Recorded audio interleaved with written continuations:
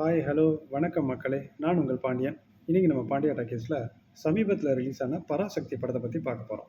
இந்த படம் நமது மொழியின் முக்கியத்துவத்தையும், அதற்காக போராடிய நம் முன்னோர்களின் தியாகங்களையும் இன்றைய காலகட்டத்தில இருக்க இளைஞர்களுக்கு எடுத்து சொல்ற விதமா இந்த படம் அமைஞ்சிருக்கு. டைரக்டர் சுதா கொங்காரா மேடம் வந்துட்டு ரொம்ப நல்லாவே ஸ்கிரிப்ட் பண்ணியிருக்காங்க. நடிகர்கள் சிவகார்த்திகேயன், ஜெயம் ரவி, அதர்வா, ஸ்ரீலீலா எல்லாருமே ரொம்ப அழகாவே நடிச்சிருக்காங்க.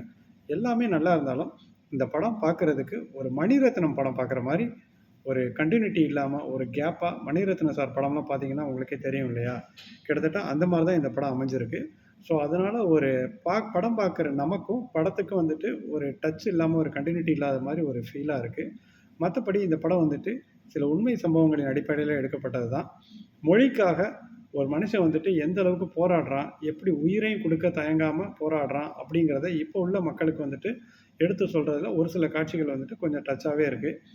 என்னதான் இருந்தாலும், இதே கன்டென்ட்ல கொஞ்ச நாளைக்கு முன்னாடி கீர்த்தி சுரேஷ் நடிச்சு வெளிவந்த ரகு தாத்தா படம் வந்து கொஞ்சம் என்டர்டெயின்மெண்ட்டாவும் இருக்கும், ரசிக்கிற மாரி இருக்கும், நல்லா இருக்கும்.